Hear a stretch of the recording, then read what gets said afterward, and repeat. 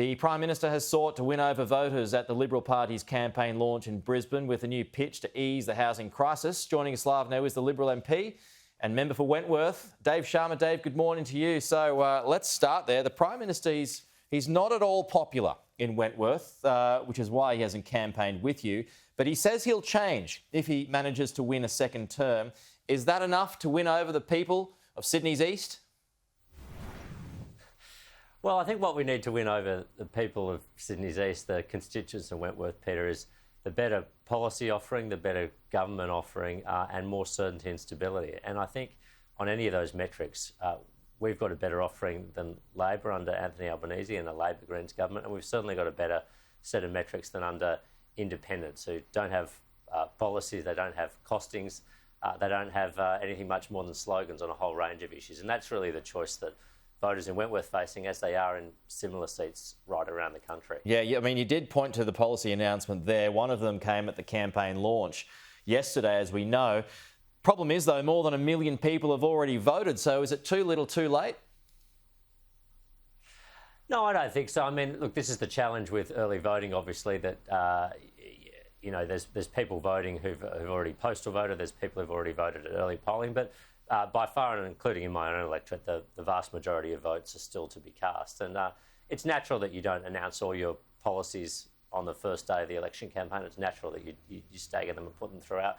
And I would say that this will be, I think, a very popular policy in my electorate, because I have a large number of people who are in their, you know, late 20s and early 30s who are looking to get a foot on the property ladder, but the hardest task they've got, as you know, is to amass a deposit, and being able to access their superannuation in order to get that deposit is going to be a huge leg up. It's going to save about 3 years of time that it would take for the average Australian to accumulate a deposit otherwise. I think that's a great step forward. All right, one more week of campaigning, Dave. How are you feeling about your chances?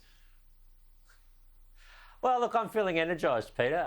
It's certainly going to be a close and competitive election in Wentworth, as it was last time, and nationally, as it was last time as well. And I take nothing for granted. I'll spend every hour of every day from now until the election convincing voters and attempting to convince voters why they should support me and why they want a strong voice like mine in Canberra who has a seat at the table of national decision-making. I think that's important to the people of Wentworth. How disappointing was it for you, Dave, to not only have the former member for Wentworth in Malcolm Turnbull not campaign for you, but actively pushing for your opponent?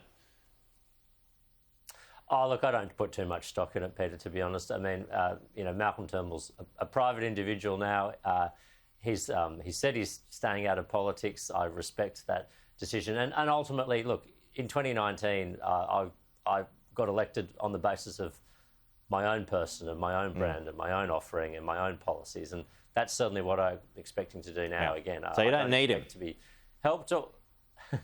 No, I'm not saying that, but look, ultimately I'm asking voters to put their faith in me here, not previous members of Wentworth. I'm asking them to trust and support me, and ultimately that's a judgment they need to make about me personally. What questions do you think still remain on your main challenger, Allegra Spender? Well, I think a vast number. I mean, look, I think how will she pay for her policies? How will they be implemented? What are her policies on things like border security, on national security, on defence spending, on tax? I mean, on tax, she said just last week that she's in favour of increasing the GST.